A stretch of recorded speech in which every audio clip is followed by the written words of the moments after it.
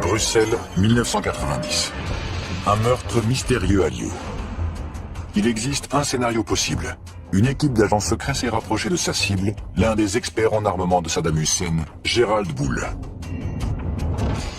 Dans ce type d'opération, les agents choisissent d'abord l'endroit idéal pour un assassinat, puis la meilleure façon de le faire. Ensuite, ils surveillent la cible de près et s'assurent de pouvoir facilement prendre la fuite. Voici les principaux suspects de ce meurtre de haut vol. Le Mossad, la CIA et le MI6. Ils voulaient tous sa peau, ne reste plus qu'à savoir qui serait le premier. Aujourd'hui, et pour la première fois, d'anciens agents du Mossad et de la CIA examinent la tactique et la technologie utilisée au cours de cet assassinat. C'est une technique d'assassinat rapide et sans douleur. Leur mission, faire la lumière sur un mystère resté irrésolu jusqu'à aujourd'hui. Qui a tué Gerald Bull?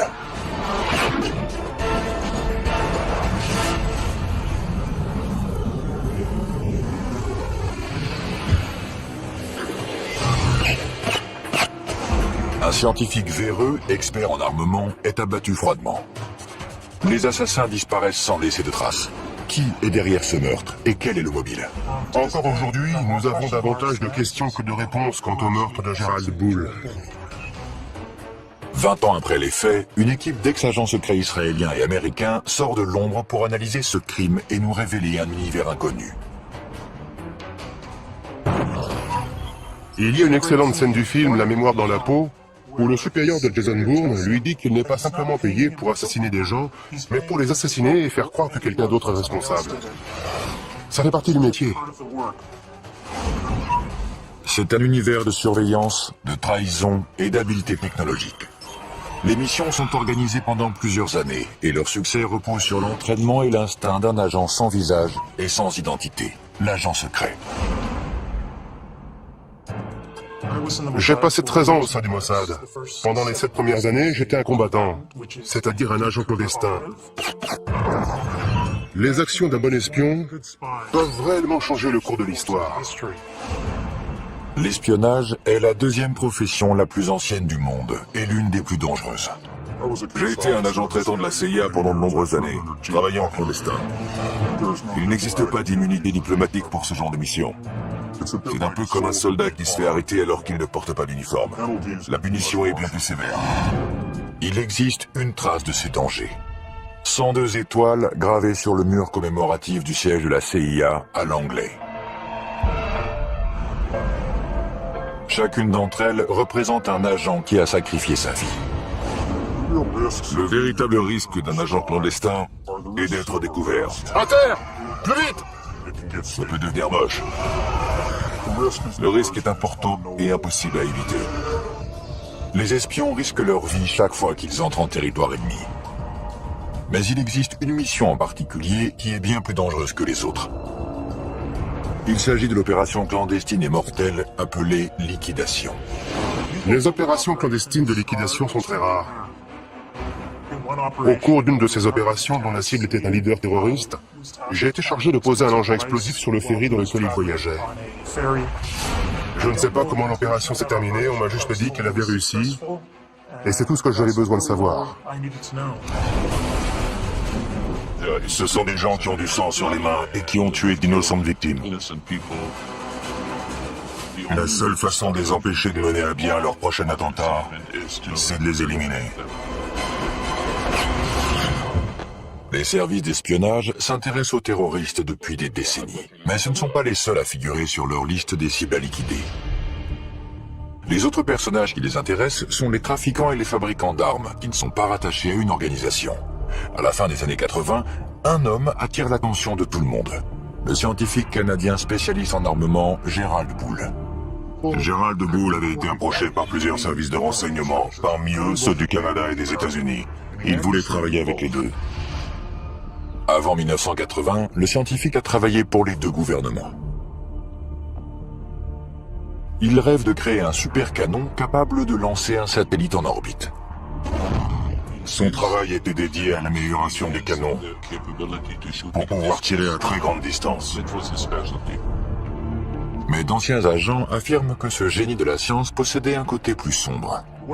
Les scientifiques qui inventent des armes sont en premier lieu fidèles à la science. Ils ne se considèrent pas comme des fabricants d'armes capables de massacrer des millions de personnes. C'est comme l'homme qui organisait les horaires des trains à destination des camps de concentration. Il pensait n'être qu'un employé des chemins de fer. Il ne se considérait pas comme un meurtrier de masse. Il est intéressant de savoir que Gerald Bull était l'une des 3 seules personnes de toute l'histoire des États-Unis à avoir obtenu la nationalité américaine grâce à une loi du Congrès. C'est assez ironique, puisqu'en réalité, Gerald Bull se moquait parfaitement d'avoir ou non la nationalité américaine. Il ne s'intéressait qu'à sa technologie et à ceux à qui il pouvait la vendre. Peu lui importait le passeport qu'il avait en poche. Il avait de nombreux ennemis car il travaillait pour plusieurs États voyous. Il était impliqué dans diverses transactions avec de l'argent sale et il se mettait donc en danger sur 2 fronts différents. En 1980, Gerald Bull enfreint les lois américaines sur l'armement et il est accusé de trafic d'armes avec l'Afrique du Sud. Il est condamné à 6 mois d'emprisonnement dans une prison fédérale. Gerald Bull était à 2 doigts de mettre au point un système balistique qui aurait pu nous protéger de tous nos ennemis pendant très longtemps. Je ne sais pas ce qui s'est passé quand il a rompu avec la CIA, mais à l'époque, c'était une star. Quand Bull ressort de prison, il n'a plus de patrie. Il projette de construire son super canon et de le vendre au plus offrant. Il a de nombreux clients potentiels. La Chine, l'Iran et un peu plus tard, l'Irak. Le gouvernement irakien a adoré son idée et s'est mis à la financer.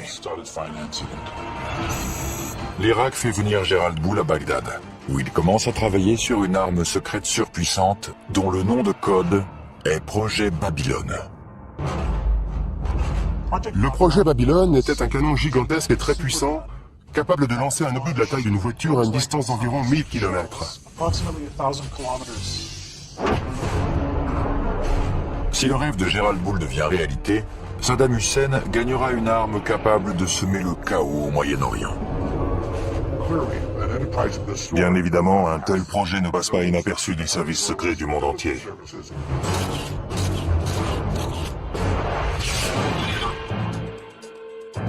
La nouvelle du projet Babylone se répand au sein des différents services de renseignement de la planète, y compris les services secrets israéliens, le Mossad.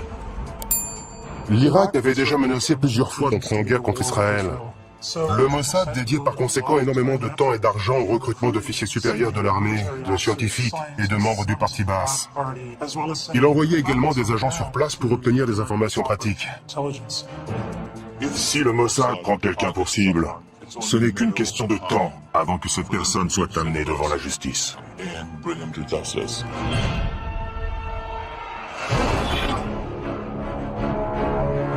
En Irak, Gerald Bull est très bien protégé. Chaque jour, l'étape finale de la construction de son super canon se rapproche.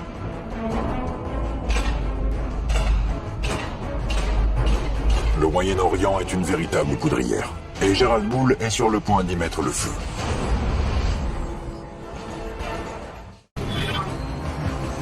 Irak, 1989. Le scientifique Gerald Bull, spécialiste en armement, travaille d'arrache-pied à son chef-d'œuvre, un super canon de 156 mètres de long, capable de semer le chaos au Moyen-Orient. Il s'est mis à travailler au service de Saddam Hussein, qui a déjà plusieurs armes de destruction massive et qui finance la fabrication de son canon. Cette arme aurait fourni une meilleure précision aux munitions. Bull était en train de rendre l'armée irakienne plus puissante. Nous ne disposions que de très peu de renseignements sur l'avancée des travaux sur ce super canon. Nous n'avions pas les agents nécessaires sur place. Cependant, il semble que le développement de la nouvelle arme de Gerald Bull soit surveillé de près par le Mossad, le service de renseignement israélien. Les informations recueillies par le Mossad concernant ce projet venaient de sources diverses.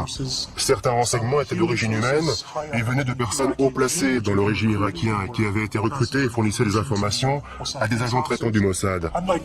Ce n'est plus le cas aujourd'hui avec les terroristes actuels, mais à l'époque, les Irakiens étaient encore sensibles aux méthodes de recrutement traditionnelles qui sont utilisées depuis que l'espionnage existe. Le ROHUM, ou le renseignement d'origine humaine, est l'art de recueillir des informations par le biais d'entretiens, d'interrogatoires, de corruption et de chantage. Si vous révélez des informations secrètes, nous mettons ces informations sous surveillance et en échange, vous recevez une somme d'argent considérable, à la condition que vous fournissiez un produit de grande valeur. Pour les agents clandestins en Irak, le prix à payer peut être très élevé. Lorsque les agents du Mossad opèrent au sein des pays cibles, ils prennent le risque d'être torturés, exécutés ou emprisonnés. Il est très peu probable qu'ils revoient la lumière du jour une fois découverts. Le pire cauchemar des espions, c'est un séjour dans la chambre des horreurs, où l'on procède à l'arrachage des ongles. Il faut éviter cet endroit à tout prix. Car c'est là qu'on vous arrache les ongles. Vous êtes complètement épuisé et on vous attaque de toutes les façons. Vous subissez une torture psychologique. On essaie de vous humilier et surtout de vous faire craquer. Mais bien sûr, certains d'entre nous possèdent une force qui leur permet de résister. Pour éviter la chambre des horreurs, un espion doit toujours avoir des yeux derrière la tête, même s'il ne quitte jamais sa cible du regard. Lorsqu'on met en place une opération de surveillance, il ne faut jamais oublier que l'ennemi va utiliser des techniques de contre-surveillance. Prendre des photos d'un sujet est un acte agressif qui éveille les soupçons.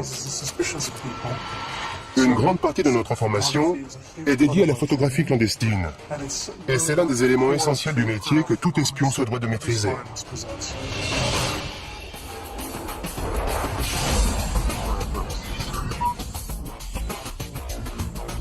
Michael Ross et Ishmael Jones, anciens agents des services secrets, nous présentent la technologie qui sert à la surveillance photographique.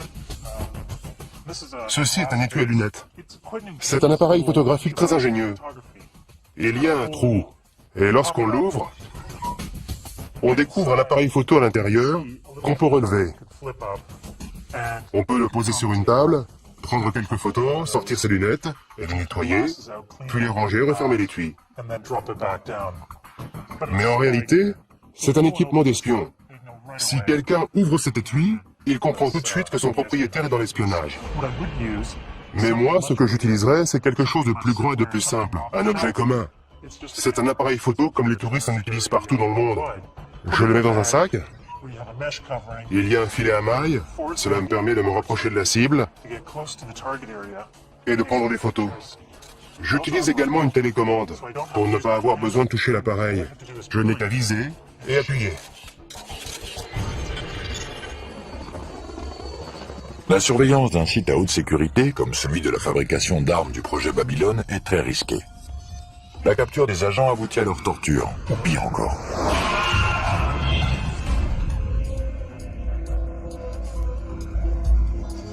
Il ne faut pas qu'on puisse nous repérer en train de prendre des photos depuis un véhicule. C'est tellement facile de se faire tuer dans un pays cible. L'une des techniques qu'on peut utiliser, c'est celle de la boîte de mouchoirs. On laisse quelques mouchoirs à l'intérieur et on y place l'appareil photo.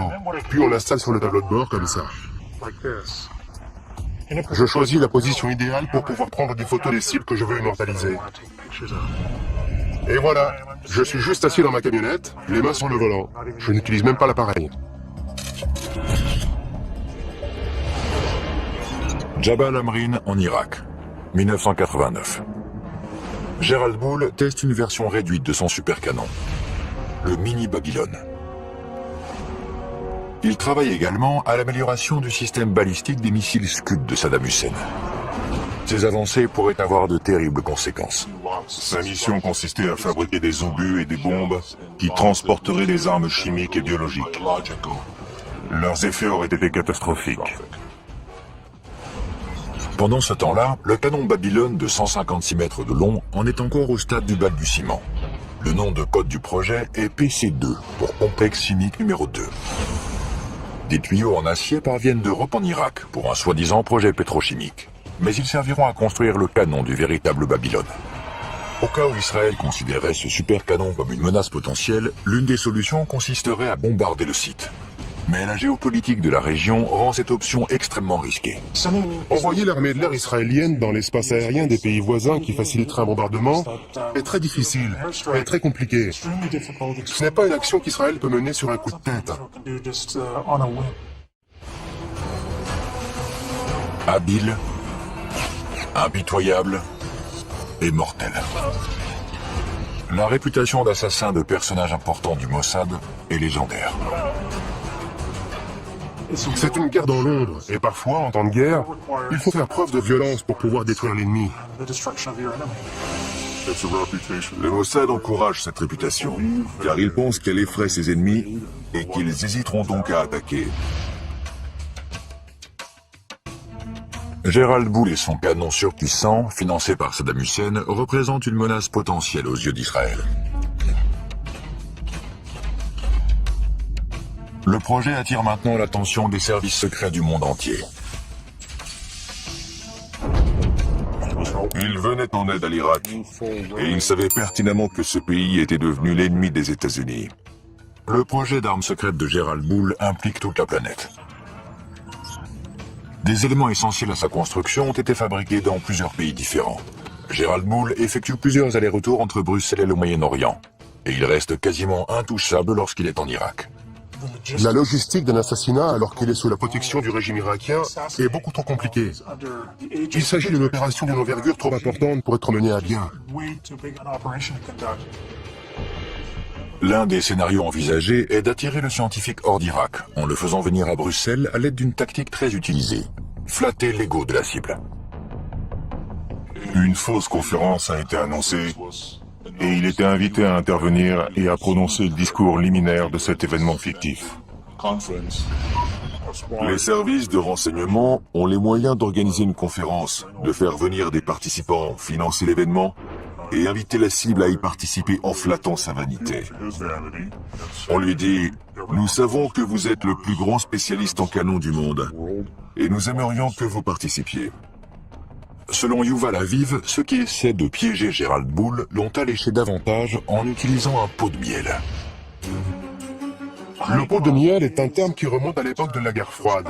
Le pot de miel, c'est une femme qui était probablement chargée de l'attirer hors d'Irak jusqu'en Europe. Il s'agissait certainement d'une jeune journaliste. Dans le cas de Gérald Boule, je ne suis pas certain qu'il y eut un pot de miel. Je pense qu'il voyageait régulièrement en Europe, puisque c'est là qu'il conduisait ses affaires. C'était beaucoup plus simple d'attendre qu'il revienne en Europe et le cibler ensuite.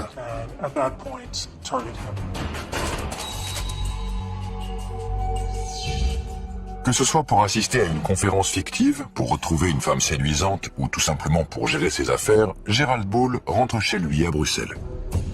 Selon certaines sources belges, il n'est pas seul. Un ou plusieurs services de renseignement maintiennent une surveillance constante. L'équipe de surveillance doit être dynamique et souple pour pouvoir suivre la cible dans n'importe quelle situation. Le plus important, c'est d'être capable de découvrir où le sujet habite, quelles sont ses habitudes et quels endroits il fréquente. En 1990, la technologie n'était pas aussi développée qu'aujourd'hui. Il y avait certainement des agents qui le surveillaient directement en le suivant et en essayant de maintenir autant de distance possible entre eux pour éviter d'être repérés. Si un agent est découvert pendant une opération de surveillance, c'est toute la mission qui est compromise. Maintenir une bonne couverture, c'est la seule protection efficace pour les agents qui opèrent au sein de pays ennemis. Ce ne sont ni les armes, ni la maîtrise des arts martiaux qui vous protègent dans cette situation, mais bel et bien votre couverture. La couverture des agents à Bruxelles devient capitale. Une identification photographique et surtout une identification fiable de la cible à éliminer est essentielle, car l'histoire regorge de victimes innocentes qui se sont fait liquider par erreur. Il faut prendre des clichés à différents moments de la journée et sous différents angles pour que l'assassin dispose d'une série complète de photographies à étudier afin que l'identification soit parfaite. Garder l'œil sur le scientifique est loin d'être un jeu d'enfant. Certains pensent même que les agents qui l'observent sont surveillés à leur tour. Je suis persuadé que ceux qui l'ont assassiné étaient surveillés de près par d'autres agents. Une couverture décelée peut faire s'effondrer une mission comme un château de cartes. Les agents doivent avoir l'art de se fondre dans le paysage et s'assurer de ne pas dévoiler leur équipement.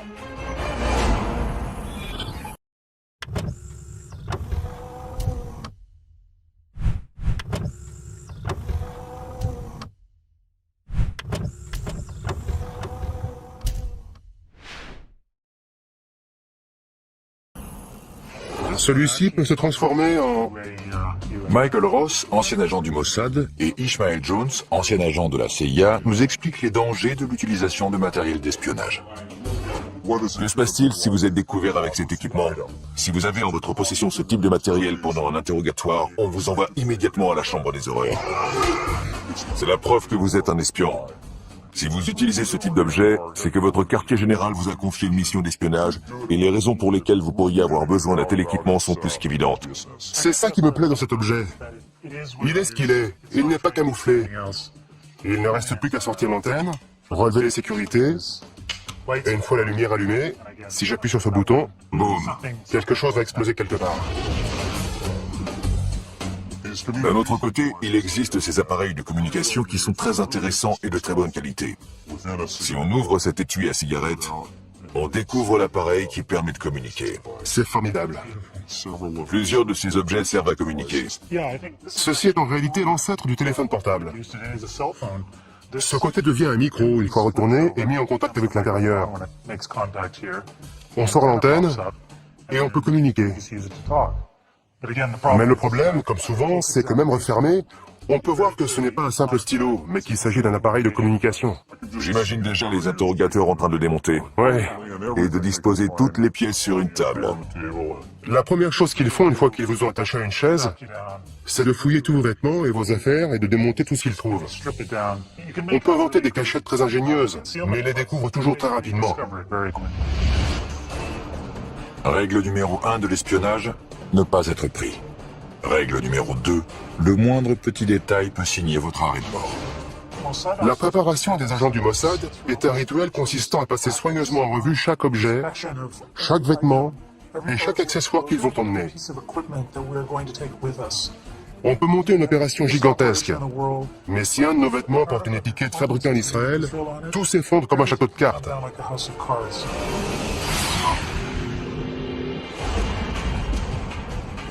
C'est l'hiver en cette année 1989 à Bruxelles. Cachée quelque part dans la ville, une équipe d'agents secrets met probablement au point un plan pour éliminer leur cible. L'étau se resserre autour de Gérald Bull. Mars 1990. Gérald Bull est de retour à Bruxelles. Il est probablement suivi. Pourquoi ? À cause du programme de développement de missiles de Saddam Hussein et d'un super canon top secret dont le nom de code est Projet Babylone. Il s'agit d'une arme dont la portée devrait atteindre 1000 km. Le rayon qu'il traçait depuis Bagdad couvrait la totalité du Moyen-Orient. C'était l'arme et l'engin balistique les plus incroyables qui aient jamais existé. À quelques mois de l'invasion du Koweït, la machine de guerre irakienne se met en marche. La version miniature du supercanon de Gérald Bull, le mini Babylone, a déjà été testée. À ce moment-là, tous les services de renseignement du monde sont au courant de ce qui se passe et le surveillent de très près. L'un des partis qui souhaite ardemment qu'Hussein n'ait jamais ce canon sont les Iraniens. En plus des Iraniens, le Mossad est de la partie. La CIA également, puisqu'elle sait exactement de quoi Gérald Bull est capable. Il a travaillé pour eux auparavant. Une série d'avertissements tente de convaincre le scientifique de cesser immédiatement son travail sur le projet Babylone. Gérald Bull pense que des cambrioleurs se sont introduits plusieurs fois chez lui.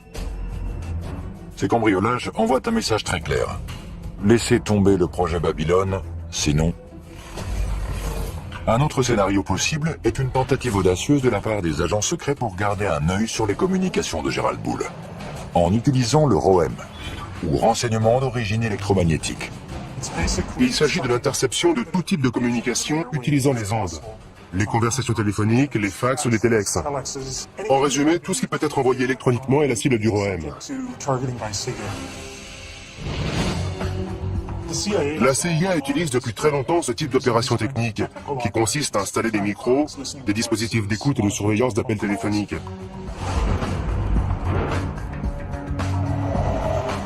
Donc, elle est toute désignée pour mener ce genre d'opération de surveillance, et particulièrement la surveillance électronique de la cible.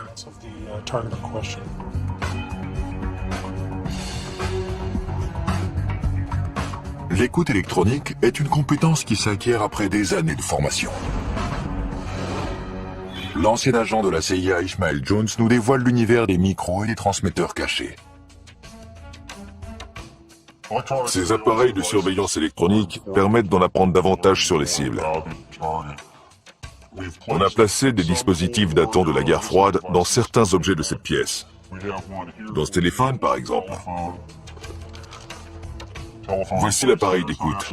Il n'espionne pas la ligne téléphonique, mais écoute les bruits de la pièce en général, et bien entendu les conversations téléphoniques également. En voici un autre installé sous le siège d'une chaise de bureau standard. Cette partie doit ensuite être recouverte de bois ou de tissu pour ne plus être visible. Pour dissimuler un dispositif dans un livre, il faut l'installer dans le dos. C'est d'ailleurs un appareil de la CIA. On peut voir le dispositif audio en haut, les piles sont au centre, et les autres éléments de l'appareil sont en bas. C'est un transmetteur complet. Mais lorsque la cible est mobile, il faut pouvoir suivre ses conversations à travers la ville. L'une des solutions possibles remonte à la guerre froide. Voici un dispositif d'écoute de la guerre froide. L'avancée de cette technologie, c'est que les conversations de la cible peuvent être entendues, peu importe où elle se trouve, tant qu'elle porte ce manteau. L'inconvénient de cet appareil, c'est qu'il se remarque facilement. Il ne ressemble pas à un bouton normal. La cible peut se rendre compte et elle redoublerait alors de méfiance. Entrer par effraction dans l'appartement d'une cible importante comme Gerald Bull peut compromettre l'opération tout entière. On va devoir entrer par effraction, ou si possible avoir un rendez-vous sous de faux prétextes. Il faut alors réfléchir très vite à l'endroit où placer le micro. Le mieux est de disposer d'un mur commun tout à côté de la cible. On peut percer un trou dans le mur et y installer un dispositif audio ou vidéo. C'est une technique beaucoup plus intéressante. C'est plus simple d'avoir un appartement à soi pour y travailler. À Bruxelles, Gerald Bull est surveillé de près par une organisation sans visage et sans nom. Il reçoit un ultime avertissement. Cessez votre travail sur le projet Babylone. Mais il choisit d'ignorer la menace. La mission qui tente d'éviter la construction du supercanon de Saddam Hussein passe à la vitesse supérieure. La technique la plus simple pour stopper cette opération est d'éliminer Bull. Le spécialiste en armement canadien est condamné à mort. Bruxelles est un endroit idéal pour liquider un homme comme Gerald Bull. La ville est calme et sûre, et la cible se sent à l'aise et détendue. À Bruxelles, on entre en mode tourisme. Le scientifique pense que des cambrioleurs se sont introduits dans son appartement plusieurs fois, mais sans emporter d'objets de valeur. Il reçoit un ultime avertissement. Il doit cesser son travail sur le projet Babylone. De nombreux ennemis peuvent avoir été les auteurs de cette menace. Encore aujourd'hui, personne ne sait qui l'a appelé. La menace peut venir de différentes sources, y compris le Mossad ou l'Iran. D'après moi, les Iraniens pourraient très bien avoir assassiné Bull. Ils auraient pu le faire. Ils en avaient les moyens. Tous les plus grands services de renseignement sont capables de mener à bien une telle opération. Et ils l'ont déjà fait par le passé. La CIA, l'ancien KGB, aujourd'hui SVR, le MI6.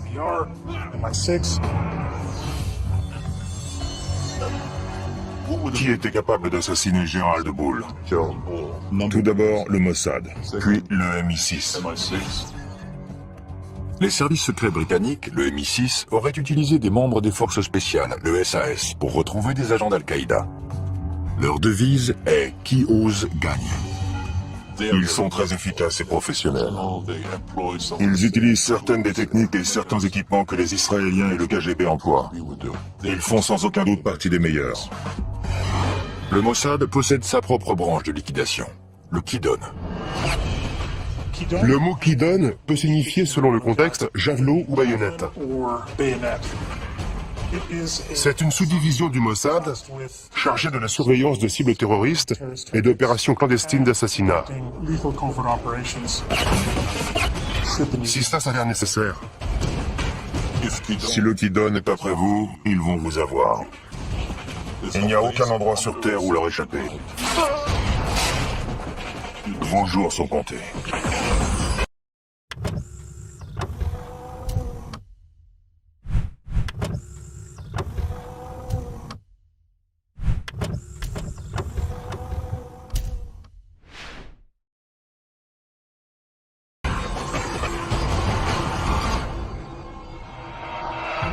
Bruxelles, mars 1990. Le refuge est un élément déterminant dans une mission d'espionnage. L'attente dans un refuge avant le début de la mission, c'est un moment extrêmement stressant. Chaque fois qu'on entend une sirène dehors, on pense que c'est pour soi. Les refuges des espions sont un peu comme des ports en pleine tempête. Ce sont des appartements loués sous de faux noms, avec des informations différentes. Tous les services secrets les utilisent pour se protéger du monde extérieur. Ce sont des endroits où les agents peuvent se réunir, étudier les plans, analyser les opérations et en discuter, faire des débriefings. Au cours des heures qui précèdent une mission, l'équipe examine chaque détail de l'opération. La tactique peut varier, mais une équipe de liquidation standard est composée de plusieurs agents. Le leader est responsable de la sécurité et de la surveillance constante de la cible. Le chauffeur est chargé d'amener l'équipe dans la zone d'action et de l'en extraire. Et le tueur, ou les tueurs, effectuent l'exécution. Un autre élément clé d'une opération secrète de liquidation est le choix de l'arme. Les autres services de renseignement utilisent des armes plus lourdes, c'est-à-dire des gros calibres.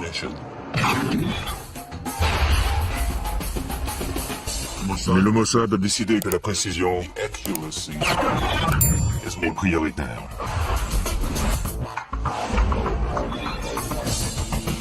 Nous sommes au stand de tir d'Angeles. L'ancien agent du Mossad Michael Ross et le spécialiste en armes à feu Mike Cristano procèdent à une analyse balistique d'un assassinat.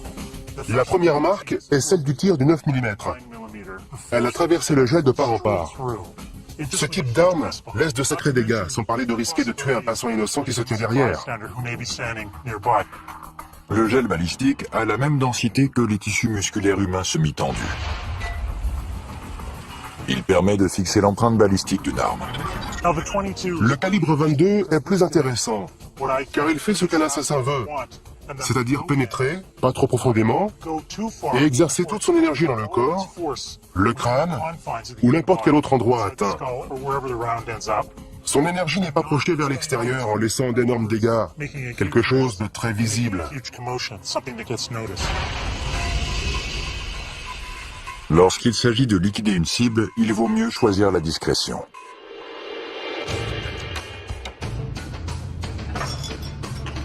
Un autre problème que peut rencontrer une équipe d'agents opérant à l'étranger est le transport d'armes vers un autre pays. En Europe, on peut facilement se procurer une arme sportive, même si la loi sur la possession d'armes est très stricte. On retire le canon, il faut ensuite le scier à cet endroit et le remplacer par la suite, car sur ce type d'arme, la chambre est située dans cette partie du canon. On retire aussi le magasin et on obtient une arme qui se rapproche d'un pistolet. Une fois les pièces les plus petites et les plus discrètes assemblées à nouveau, on obtient une arme de petite taille, idéale pour une exécution et similaire à celle que le Mossad utilise. Le résultat est un semi-automatique de calibre 22 à 7 coups et sur lequel on peut visser un silencieux. D'autres agents suggèrent que la valise diplomatique est un autre moyen efficace d'introduire clandestinement une arme dans un autre pays. Les valises diplomatiques sont indispensables aux services secrets, car elles permettent de transporter d'un pays à l'autre différents objets, allant d'images satellites à des armes si nécessaire. C'est une méthode sûre et efficace qui permet de déplacer des objets importants et de déjouer le contre-espionnage. L'arme, les agents et le plan sont prêts. L'équipe de liquidation d'origine inconnue se poste à proximité de l'appartement de Gerald Poole. Mais il reste encore un problème.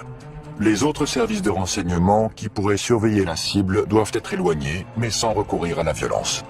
On n'a pas un permis de tuer, comme James Bond, qui autorise à décider soi-même qui on peut liquider. On est uniquement autorisé à éliminer la cible identifiée au cours de la mission. Impossible d'ajouter quelqu'un d'autre à la liste. On ne peut pas tuer n'importe qui. Hors de question.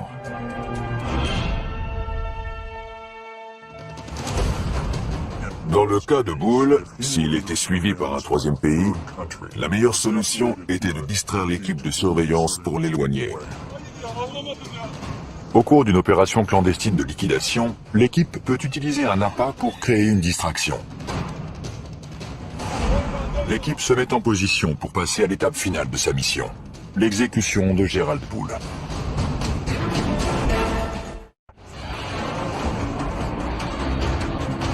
À la veille de la guerre du Golfe, Saddam Hussein a rassemblé un arsenal d'armes de longue portée. Le scientifique expert en armement Gerald Poole est l'un des fers de lance de cette initiative. L'étau se resserre, alors qu'un service de renseignement dont l'identité demeure inconnue le prend pour cible. Il compte l'éliminer avant que son arme détruise l'équilibre précaire du Moyen-Orient.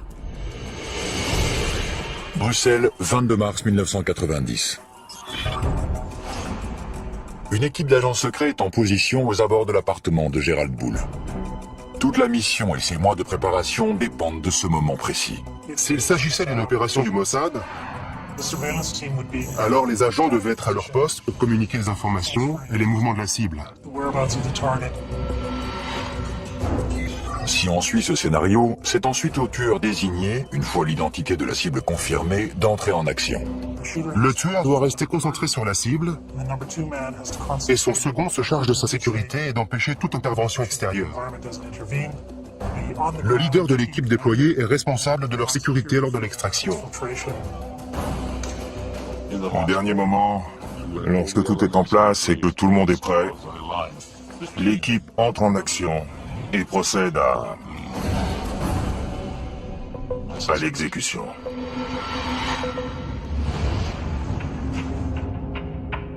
Le niveau de stress est élevé, bien évidemment.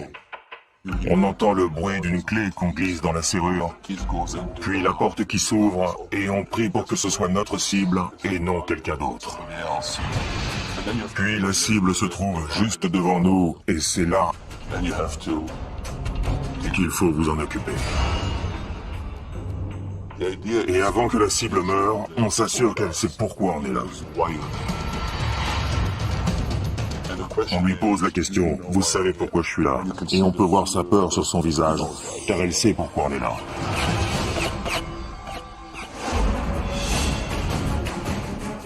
Une fois que c'est fait, tout le reste de votre équipe est en mode « Comment fuir ?» Comment sortir de toute cette zone sans être vu et disparaître?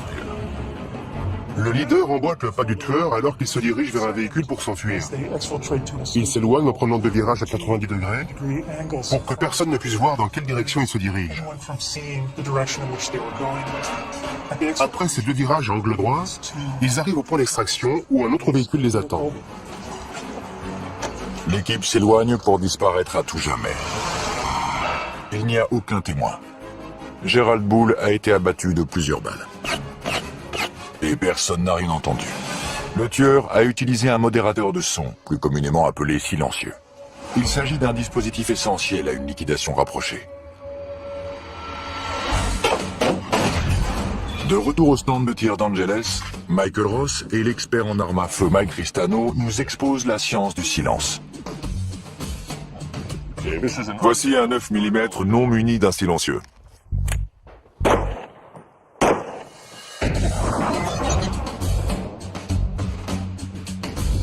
On ne peut pas dire que ce soit une arme silencieuse. Non, absolument pas. L'arme de prédilection du Mossad pour les exécutions est un pistolet de calibre 22 équipé d'un silencieux. Le principe d'un modérateur ou silencieux est assez simple. On le place sur la bouche du canon d'une arme à feu. Le mécanisme interne est une série de rondelles qui piègent les gaz libérés lors d'un tir. Le bruit est émis lorsque le percuteur heurte la balle, qui est ainsi projetée hors du canon. Si on parvient à étouffer ce bruit, à dissiper ces gaz avant que la balle ne sorte du canon, le tir devient très silencieux.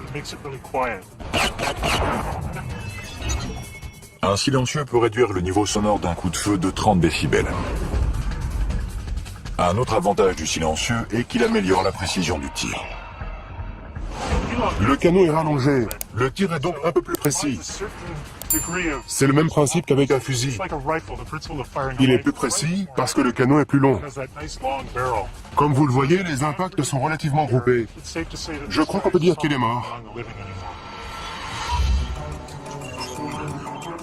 Grâce à leur technologie et à leur habileté, les assassins de Gerald Bull ont pu s'échapper sans être repérés. Mais le mystère reste entier. Qui a appuyé sur la détente? La probabilité qu'un service de renseignement étranger soit responsable de l'assassinat est grande. Le premier qui vient à l'esprit est le Mossad. Il est bien connu que le Mossad procède à des liquidations. Il existe une autre possibilité. Le tueur est peut-être un agent d'un autre service secret travaillant en collaboration avec le Mossad. La seule organisation qui pourrait collaborer avec le Mossad est le MI6 britannique. Le Mossad n'a jamais collaboré avec d'autres services par peur que l'autre organisation ne soit pas à la hauteur, qu'il y ait trop de paperasserie et que toute la mission soit ralentie. Mais ils ont collaboré à de nombreuses reprises avec le MI6. Et avec succès. De nombreux spécialistes sont persuadés que les responsables sont des agents du Mossad. Mais le résultat des analyses balistiques ne correspond pas à leur mode opératoire. Un pistolet calibre 22 avec silencieux. L'élément intéressant dans cette affaire est que Gerald Bull a été assassiné avec une arme de gros calibre. La scène a donc dû être très sanglante et je pense que cela indique que le tueur n'était pas un professionnel. Mais il existe bien entendu la possibilité que les tueurs aient choisi de faire croire que quelqu'un d'autre, nettement moins professionnel, était responsable du meurtre.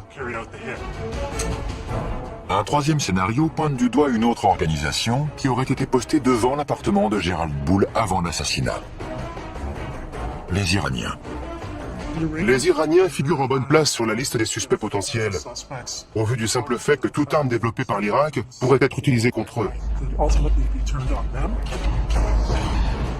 L'Iran a des agents, mais ceux-ci ne maîtrisent pas la sophistication déployée dans cette liquidation. La CIA est un autre suspect potentiel de l'assassinat de Gerald Bull. Gerald Bull constituait une menace suprême. Et je pense que l'agence aurait fait appel à un allié qui utilisait des méthodes de liquidation.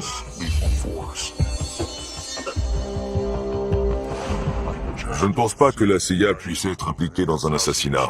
Mais il est possible que l'un de ses responsables ait mentionné que Gerald Bull était un problème et qu'il faudrait qu'il soit éliminé.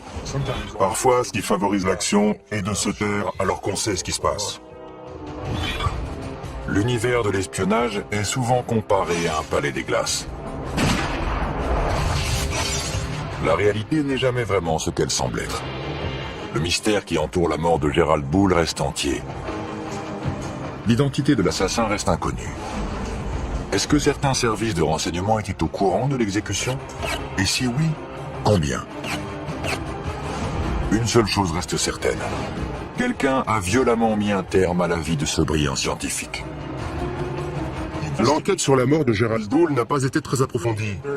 Il semble y avoir davantage de pays satisfaits par sa disparition que de nations qui s'inquiètent du fait qu'il ait été assassiné à Bruxelles. L'exécution de Gerald Bull a été un grand succès, car lorsqu'il est mort, le projet du canon est mort avec lui.